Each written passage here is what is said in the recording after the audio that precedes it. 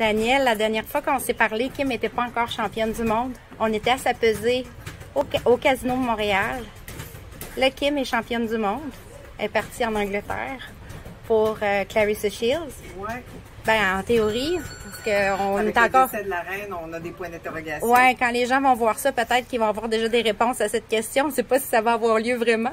Mais on a su, il n'y a pas si longtemps que ça, que Kim s'en allait déjà en unification dès son premier combat le 1er décembre à la Place Belle, contre nul autre que Neri Plata, Jessica Neri Plata, qui est considérée la meilleure, la numéro 1. Oui, numéro 1 sur BoxRec, officiellement.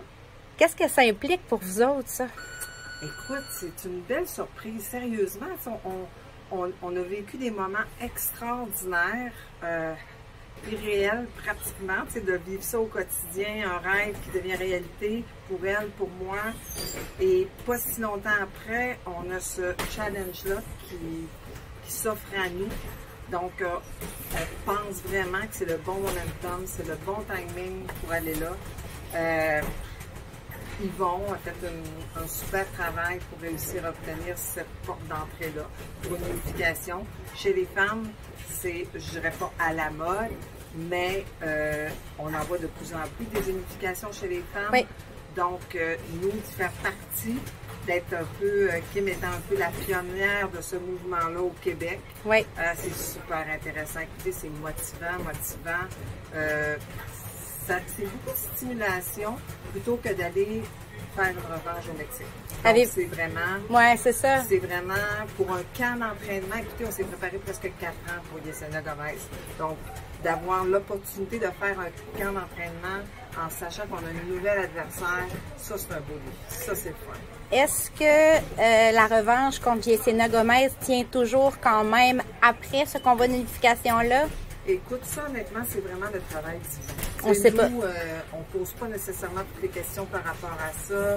C'est son travail à lui.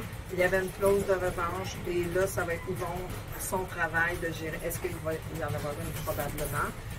Peut-être après cette unification-là. Donc, la suite des choses, nous, on ne sait pas. Là, on se concentre sur le 1er décembre. Avez-vous déjà un plan ou vous êtes en train de le monter pour se préparer à Madame Plata? C'est en construction. On va se dire qu'on a déjà regardé des vidéos d'elle, hein, c'est bien évident. Ouais. On en avait déjà regardé auparavant. Donc, ça commence à se tracer tranquillement. On a eu un bon meeting d'équipe cette semaine, Sarah? Cette semaine. On a eu un bon meeting d'équipe. Un très bon meeting d'équipe. Donc, c'était du fun. C'était comme le bilan de notre travail en préparation des championnats du monde, qu'est-ce qui a bien été, tout ça, et la construction du prochain camp. Donc, on entend déjà parler que Seniesa Estrada pourrait unifier contre Bermudez dans la même catégorie un petit peu plus tard. Si Kim réussit à unifier, on s'entend que ça pourrait être très, très gros pour la suite des choses. C'est sûr que c'est là, hein? C'est dans le miroir. Le momentum est là. Le timing est là. De toute façon, même avant de devenir championne du monde, c'était l'objectif à long terme, mais il y en avait encore à plus long terme. Et évidemment qu'on a des perspectives qui vont bien au-delà de ce qu'on va réaliser possiblement le 1er décembre. Donc, mais par contre, c'est une étape à la fois. Une étape à la fois. Une chose à la fois. On ne va pas sauter les étapes. Mais c'est certain que ce qui est agréable, c'est qu'il y a du futur. Il y a du futur, il y a d'autres défis. Et c'est ça qui est motivant. Merci beaucoup, Daniel. Ça m'a fait plaisir, Marie-Ève.